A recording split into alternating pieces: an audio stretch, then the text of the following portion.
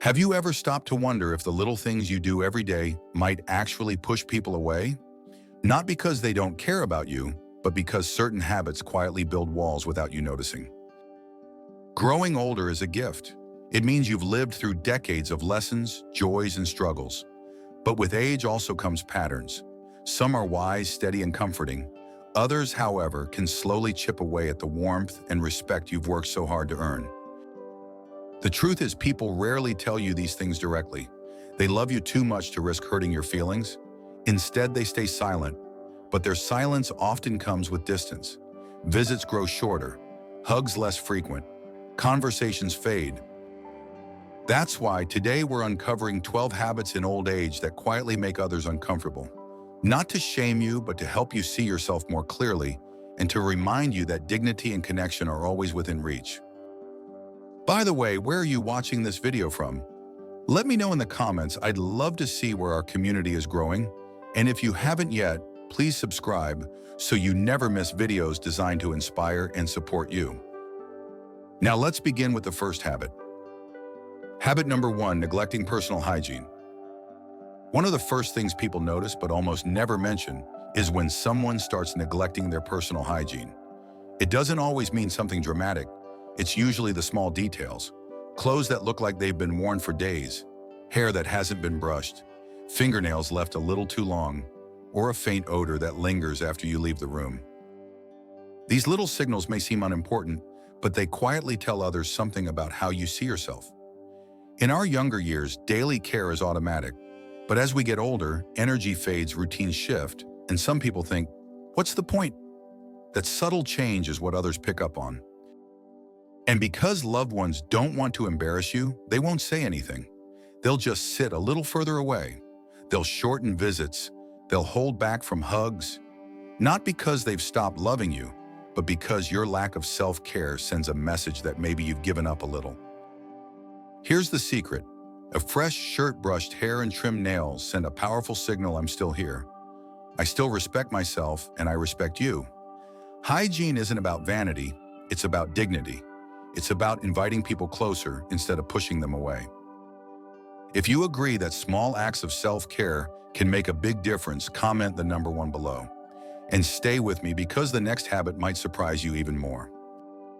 Habit number 2, speaking without a filter.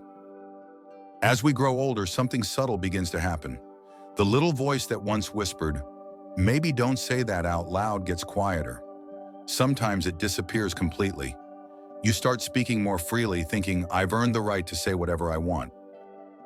It feels honest, it feels liberating, but for the people around you, it often feels different.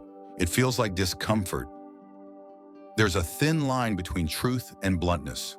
Remarks about someone's weight, their appearance, their choices, even how they raise their children. You might chuckle and say, I'm just being honest. Or remind them, back in my day, people weren't so sensitive. But honesty without compassion often lands as criticism. The people who hear it may not tell you. Instead, they pull back. They stop inviting you to gatherings. Phone calls grow shorter. They love you deeply, but they quietly protect themselves from the sting of words that cut sharper than you realize.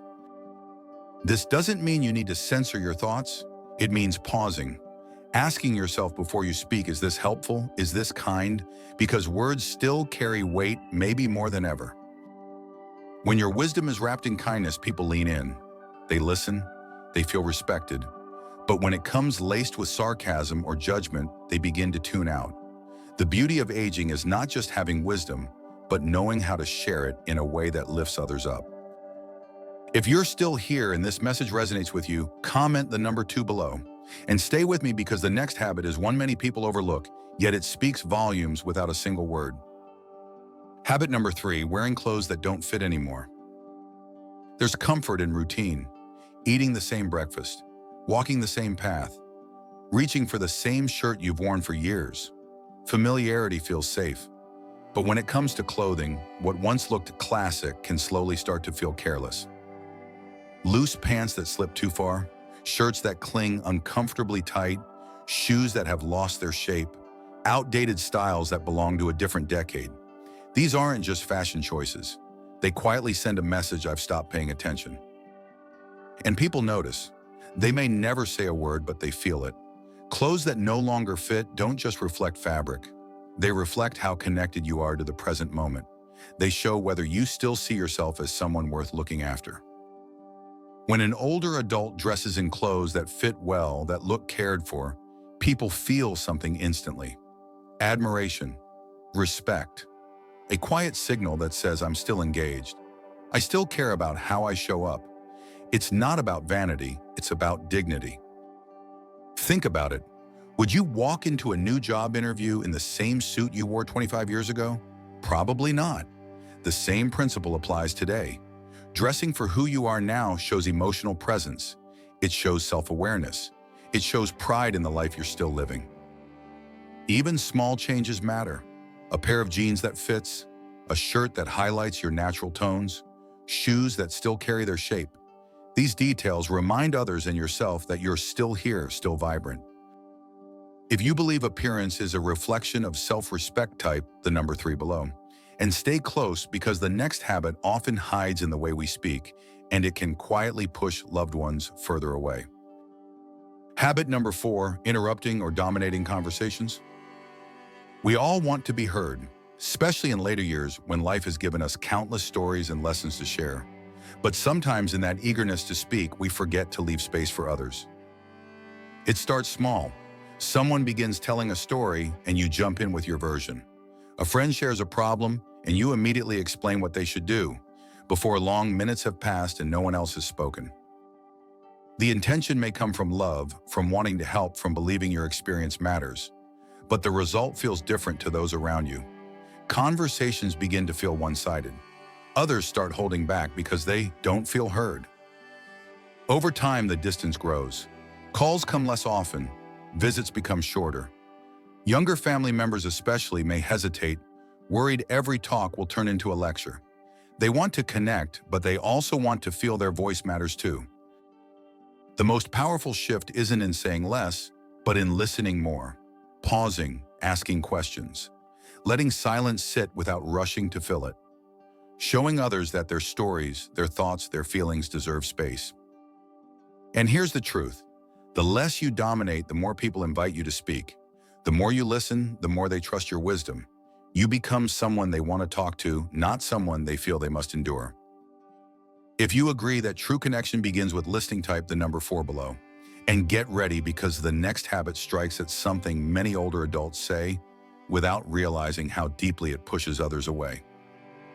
Habit number 5, complaining about kids these days. It often begins with a simple thought. You see a teenager glued to their phone and think, back in my day, we actually talked to each other. You hear someone in their 30s making a choice you don't agree with and think they have no idea how the real world works. At first, these comments feel harmless, just observations. But slowly they slip into daily conversation, with friends, with family, even with strangers. And the more they appear, the heavier they feel. What others hear is not wisdom. What they hear is dismissal, a rejection of their world, their values, their way of living. Children and grandchildren begin to hold back. They stop sharing openly. They laugh politely, then change the subject. They keep their distance not out of lack of love, but to protect themselves from judgment. Every generation has looked at the next with doubt. That's not new. What matters is how those doubts are voiced, choosing curiosity over criticism, asking instead of assuming. Replacing kids these days don't get it with, what's it like growing up in today's world? That one shift opens a door instead of closing it. When people feel respected, they lean closer. They ask for advice. They come to you not because they have to, but because they want to. Real influence comes from being the bridge, not the barrier. If you believe curiosity builds connection better than criticism, type the number 5 below. And let's move forward, because the next habit might seem small, but it can change the way every stranger and loved one silently experiences you. Habit number 6, ignoring modern etiquette. There's a kind of awareness that often goes unnoticed until it's missing. Talking loudly on the phone in public, standing too close in line, playing a video without headphones while others are nearby. Small things, yes, but they carry big meaning. Decades ago, people were more tolerant. Loud conversations or unexpected behavior didn't stand out the same way. But times have changed. Expectations have shifted. What once seemed harmless now quietly makes others uncomfortable. The challenge is people rarely point it out. They won't say, "Could you step back a little?" or "Do you mind turning that down?" Instead, they'll move away. Avoid eye contact. Give you that quick look before leaving. It feels invisible, but the distance is real. These habits send a subtle message: I'm not aware of how I affect others. And while that's never the intention, it's what people perceive. They may see it not as misunderstanding, but as disregard. And slowly respect begins to fade. The good news is that small adjustments make all the difference. Watching how others behave in shared spaces, lowering your voice in a waiting room, respecting personal space in a line, using headphones when listening in public. These small actions signal something powerful. They say, I still care. I'm still engaged. I notice how my presence touches others. And when people see that, admiration grows, not because of perfection, but because of awareness. It shows dignity. It shows grace. If you believe little acts of courtesy still matter, type the number 6 below. And stay with me, because the next habit is one many fall into without realizing how quickly it drains every conversation. Habit number 7, oversharing medical problems. We've all heard the jokes. Get a few older folks together, and suddenly the talk turns into a contest of who has the worst knee, the highest blood pressure, or the longest list of medications. It may feel like harmless sharing, maybe even a way to connect. But when every conversation circles back to what hurts, the energy begins to fade. People know aging comes with challenges. You don't need to pretend everything is perfect. But when doctor visits, aches, and pills dominate the dialogue, loved ones start to feel like they're in a waiting room, not a relationship. Younger family members especially may not know how to respond. They feel overwhelmed. They feel helpless. And instead of leaning closer, they step back. You deserve empathy. You deserve to be heard. But when struggles take center stage, every time connection slowly shifts into exhaustion. Think of the people you most enjoy being around. They may mention their challenges, but they don't let those challenges define the moment. They balance honesty with lightness. That balance is everything. Share how you feel, yes, but also ask others how they're doing. Bring up the book you're reading, the bird you saw outside the window, the neighbor's garden, because your life is still filled with stories beyond medical charts. And people want to connect with you, not just your symptoms. If you believe conversations can be richer when they go beyond health, type the number 7 below. And let's continue, because the next habit can quietly close hearts when what's needed most is openness. Habit number 8, being stubborn about outdated beliefs. As the years pass, beliefs that once guided us can slowly harden into walls. Ideas that felt certain decades ago may no longer reflect the world we live in today. Yet it's tempting to hold on tightly, to say that's just how it is, or people are too sensitive these days. On the surface, these words sound confident, but to others they sound like resistance. The world is changing quickly. Technology, culture, family roles, mental health awareness, all evolving faster than ever. When we dig our heels in refusing to consider new perspectives, people stop trying to share. They quietly decide it's easier to keep their thoughts to themselves. This doesn't mean letting go of your values. It means staying open to dialogue, being willing to listen, being curious instead of dismissive. Sometimes the younger person is right in ways you hadn't imagined. Sometimes listening doesn't take away from who you are, it adds to it. And here's something important. Stubbornness often hides fear. Fear of being left behind, fear of losing relevance. But relevance doesn't come from holding the past tighter. It comes from meeting the present with courage, saying, I never thought of it that way, saying, tell me more. That kind of humility is powerful. It earns respect across generations. It keeps you connected instead of isolated. If you believe openness creates stronger bonds, type the number 8 below. And stay close, because the next habit may seem as simple as how you move, yet it speaks volumes about how others experience being around you. Habit number 9, walking or moving without awareness of space. As we grow older, our pace changes. Steps become slower, more cautious, sometimes less steady. That's natural, But what often goes unnoticed is how those movements affect the people around us. Picture a grocery aisle, a cart parked sideways blocking the way while you read a label, or a busy walkway where someone suddenly stops in the middle lost in thought. Maybe a quiet drift into the path of others without realizing. These actions don't come from bad intent, but to those around you they feel like friction, small obstacles that add stress to their day. Most won't say a word. They'll sigh quietly. Walk around. Avoid shopping or walking alongside you. Not because they don't care, but because it feels like they have to manage you instead of simply enjoying your company. Over time, that silent frustration creates distance. But awareness changes everything. Slowing down is not the problem. It's about noticing space, pausing to the side when reading, walking mindfully while still letting others pass, carrying yourself in a way that says, "I'm aware of the flow around me." This small courtesy becomes a quiet form of grace. It shows you're still present, still thoughtful, still respectful of how you touch the lives around you. If you agree awareness is a sign of dignity, type the number 9 below. And let's move ahead because the next habit hides in humor, yet the wrong kind of joke can close doors faster than silence ever could. Habit number 10, making jokes that don't age well. A good sense of humor is one of the greatest treasures to carry into old age. Laughter lightens the mood, eases tension, and brings people closer. But not all humor stands the test of time. Jokes that once made everyone laugh decades ago can now quietly push people away. It happens without noticing. A sarcastic remark here, a teasing comment about someone's background choices or appearance there, maybe followed by, "I'm just messing with you," or "Come on, lighten up." What once felt harmless may now feel disconnected or even disrespectful. The world has changed. Younger generations are growing up in a culture that values empathy, respect, and inclusion. Humor that leans on stereotypes or puts someone down no longer feels funny. Instead, it feels heavy, and people won't always tell you. They'll smile politely, then avoid getting too close. This doesn't mean you can't joke anymore. It simply means shifting toward humor that lifts others instead of cutting them down. Humor that shows humility, that finds lightness in your own stories, that celebrates shared moments instead of differences. When people see you laugh at yourself, they relax. They feel safe. They feel connected. A kind sense of humor keeps doors open. It shows you're still in touch, still engaged, still capable of bringing joy into the room, and that more than anything makes you someone others want to be around.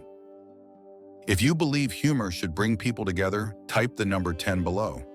And stay with me, because the next habit may look like weakness on the surface, but it's the way it quietly wears down relationships that makes it so costly.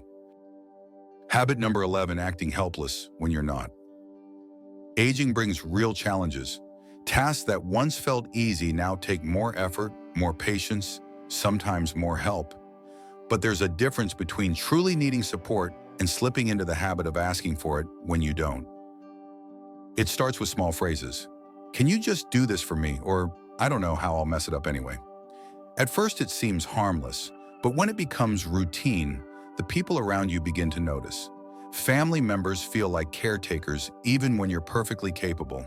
Friends quietly realize they're always the ones lifting, fixing, organizing. They may smile and say no problem, but inside resentment grows. Not because they don't love you, but because they sense you've given up a little too soon. Often it's not laziness, but fear. Fear of making mistakes, fear of looking foolish, fear of falling behind. But here's the truth. People admire effort far more than perfection. They'd rather see you try and stumble than surrender without trying. Carrying your own bag, learning a new device, cooking a meal without asking someone to hover. These small victories remind everyone, including yourself, that you're still capable, still strong, still present. The greatest dignity comes from knowing when to ask for help and when to stand tall and say, "I've got this." That balance keeps relationships healthy. It keeps respect alive. If you agree independence matters at every age, type the number 11 below. And stay close because the final habit may be the most exhausting of all and yet the easiest to let go of. Habit number 12, pretending you're always right. After decades of experience, it's natural to feel you've earned your place at the table. You've seen enough, worked through enough, survived enough to believe you know how things work. And in many ways you do. But when the need to be right overshadows the need to connect, relationships begin to suffer. It shows up in small ways. Correcting someone's story in the middle of dinner, insisting your way of doing something is the only way that makes sense, rolling your eyes at new ideas, brushing off opinions with "trust me, I know better." At first, others may laugh. They may even let it slide. But slowly it wears them down. Being around someone who always has to be right becomes exhausting. People stop sharing openly. They hold back their thoughts not because they agree, but because silence feels easier than debate. Most of the time, this isn't arrogance.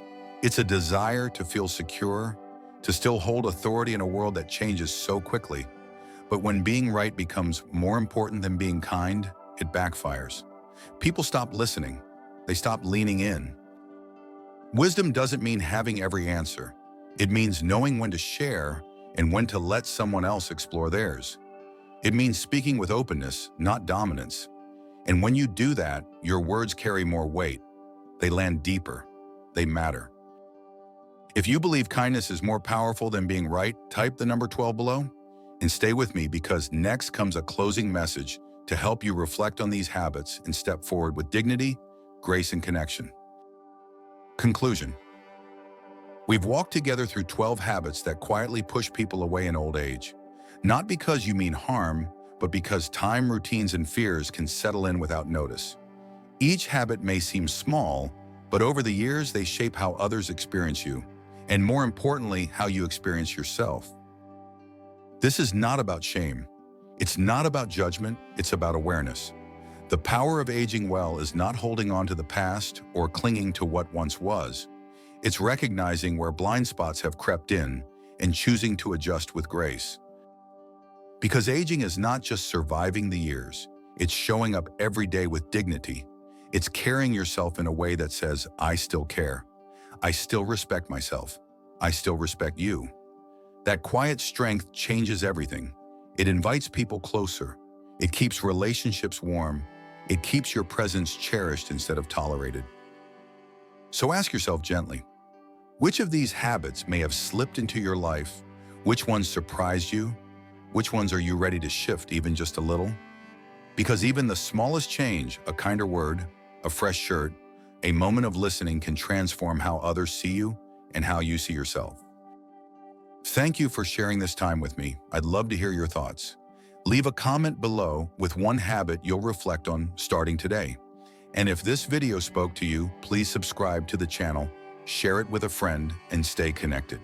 Your support means the world, and together we'll keep building a community of warmth, dignity, and inspiration. Because no matter your age, it's never too late to grow into the best version of yourself.